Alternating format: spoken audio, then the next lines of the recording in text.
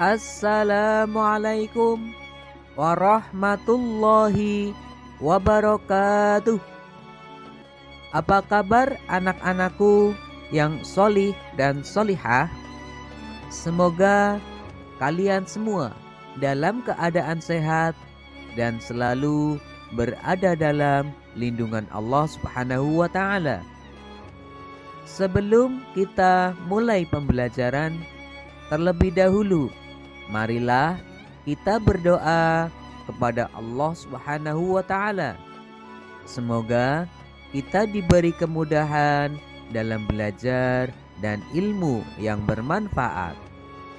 Bismillahirrahmanirrahim.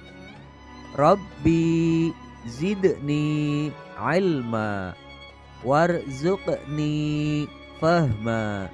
Amin.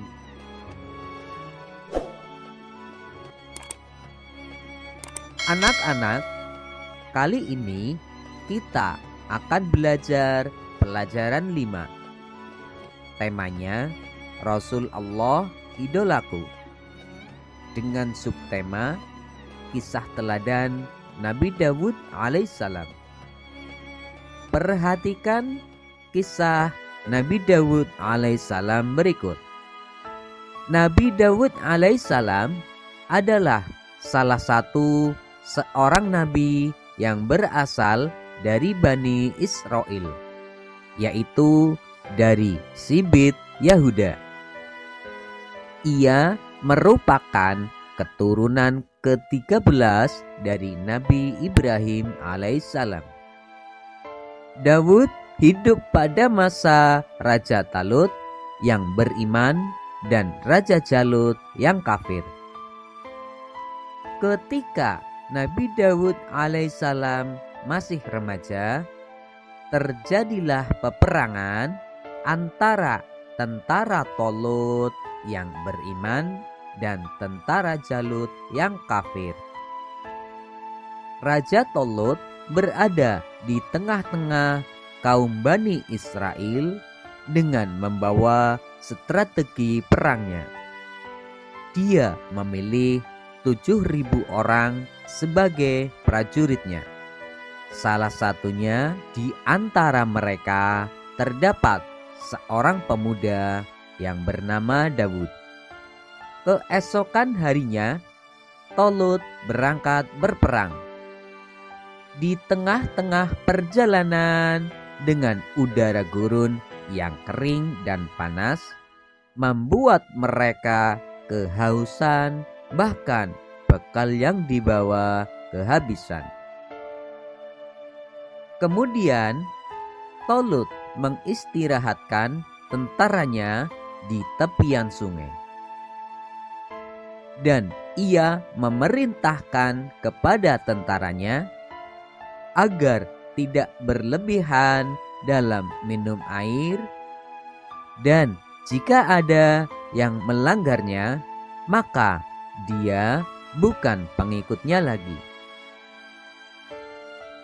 Ketika pemandangan sungai telah tampak oleh mata para prajurit, mereka lupa dengan janjinya karena terpukau dengan kejernihan air sungai itu.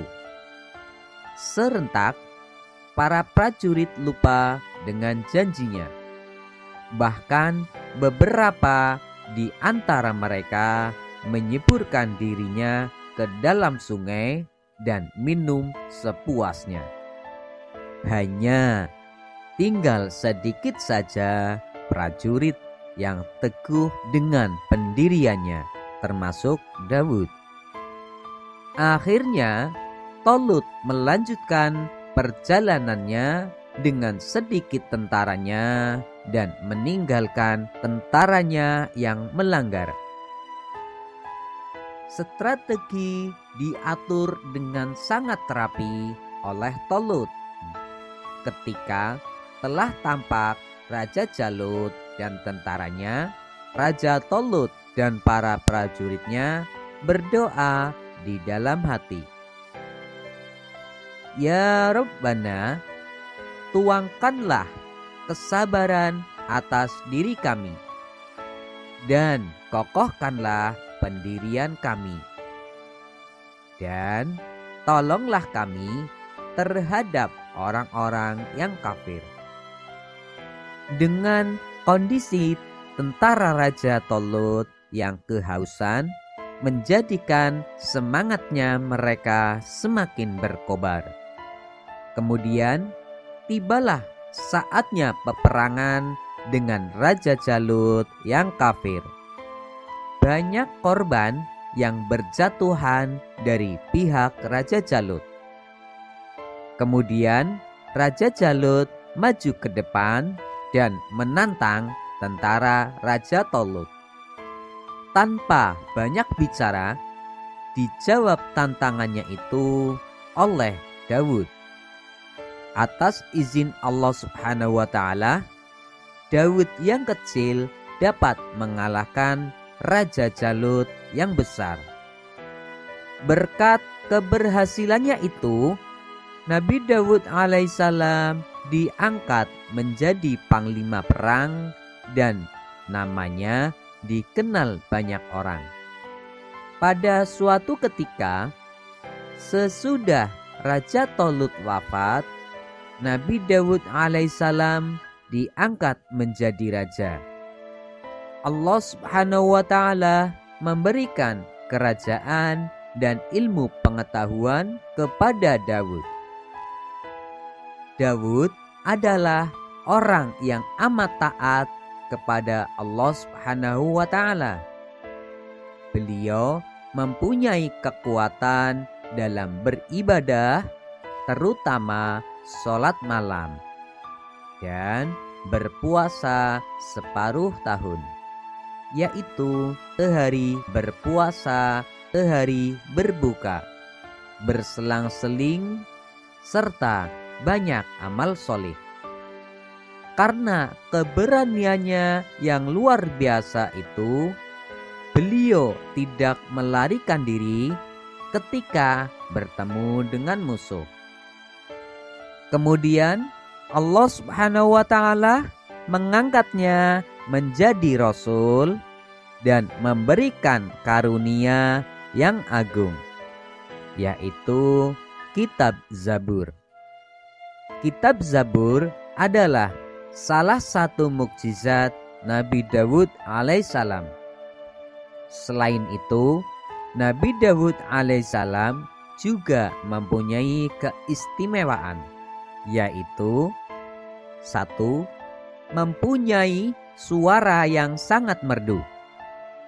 Suaranya tidak ada bandingannya dari dahulu sampai dengan sekarang. Apabila Nabi Daud bernyanyi atau membaca isi kitab Zabur, maka gunung-gunung dan burung-burung ikut bertasbih bersama Nabi Daud alaihissalam. 2. Nabi Daud dapat melunakkan besi seperti halnya lilin dan dapat merubah bentuk besi itu tanpa menggunakan alat apapun. Nah, dari besi itu dia dapat membuat baju yang dikukuhkan dengan tenunan dari bulatan-bulatan rantai yang saling berkesinambungan. Berdasarkan kisah Nabi Daud tersebut, maka hikmah yang dapat kita ambil adalah 1. Hendaknya kita menaati pemimpin yang membela agama Allah Subhanahu wa Ta'ala. 2. Memiliki sikap berani dan percaya diri. 3. Berserah diri kepada Allah Subhanahu wa Ta'ala. 4. Tidak mengingkari janji walau sekecil apapun. 5. Senantiasa bertasbih dan bersyukur kepada Allah Subhanahu wa Ta'ala. Anak-anakku yang solih dan solihah, setelah kalian melihat dan mendengar video ini? Ayo, jawablah pertanyaan-pertanyaan berikut.